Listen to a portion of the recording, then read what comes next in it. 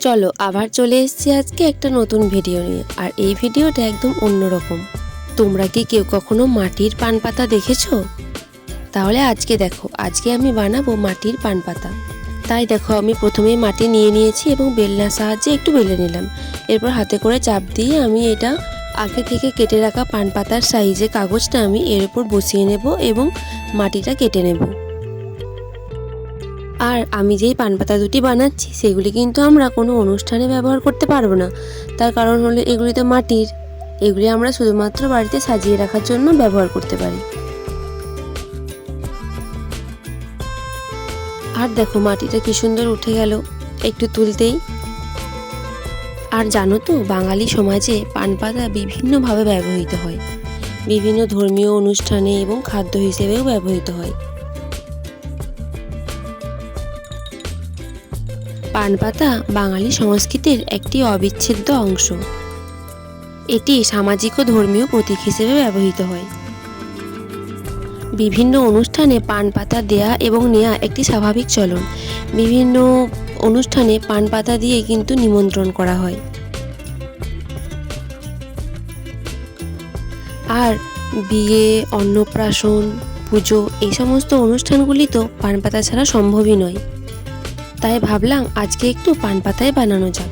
অনেক দিন তো অনেক কিছুই বানালাম।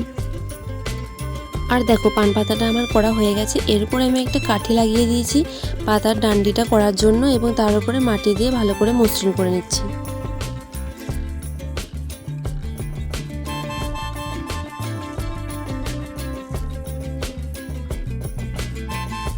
আর এই একইভাবে আমি আরও একটি পান পাতা বানিয়ে ফেলেছি।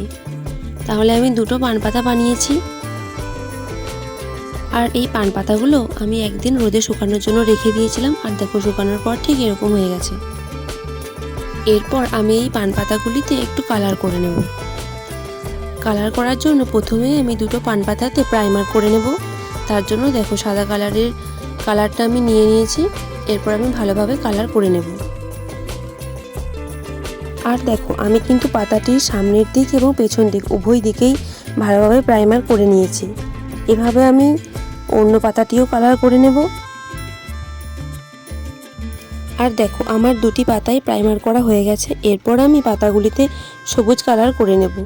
পান পাতার কালার যেহেতু ডিপ সবুজ হয়, তাই আমি এই সবুজ কালারটা আমি একবার দেবো, তার উপরে আর একবার দিয়ে দেবো, তাহলে একটু ডিপ হয়ে যাবে।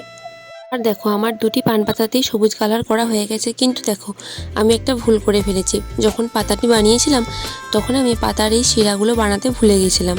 তাই আর মনে ছিল না। তাই আমার কালার করার পরে মনে পড়লো। তখন আর কি করা যায়, তাই আমি একটু কোনো রকমের চেষ্টা করলাম করার। তাই আমি কালো রং দিয়ে করলাম এবং তার উপরে সবুজটা আবার দিয়ে দিলাম, যাতে হালকা করে শিরাগুলো বোঝা যায়। আর এরপর আমি পান পাতাগুলিতে একটু ডিজাইন করব, যেরকমটা ঠিক বিয়ের সময় ডিজাইন করা হয় না, কলকা ডিজাইন। আমি কলকা ডিজাইন খুব একটা পারি না, তাই আমি সিম্পলের মধ্যেই একটু চেষ্টা করব আর কি। তাই দেখো প্রথমে আমি লাল কালার দিয়ে একটা গোল করে নিয়েছি এবং ভালোভাবে কালারটা করে নিয়েছি। এরপর চারিদিকে আমি সাদা সাদা ডট দিয়ে দেবো।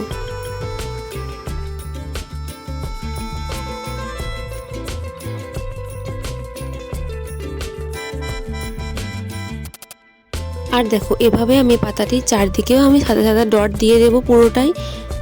আমি যেহেতু কলকা ডিজাইন খুব একটা ভালো পারি না, তাই আমি সিম্পলের মধ্যেই রাখলাম। পরে কোনো একটা ভিডিওতে যদি আবার বানাই তখন আমি কলকা ডিজাইন করার চেষ্টা করব একটু অন্যরকম। আর দেখো একইভাবে আমি কালো কালারটাও মাঝে মাঝে দিয়ে দিয়েছি, যাতে আর একটু দেখতে ভালো লাগে, অ্যাস্থেটিক লাগে। এভাবে আমি পুরো পাতাটাই দেব। অন্য পাতাটিও আমি ঠিক এইভাবেই ডিজাইন করে নেব, তাই ওইটা আর দেখালাম না।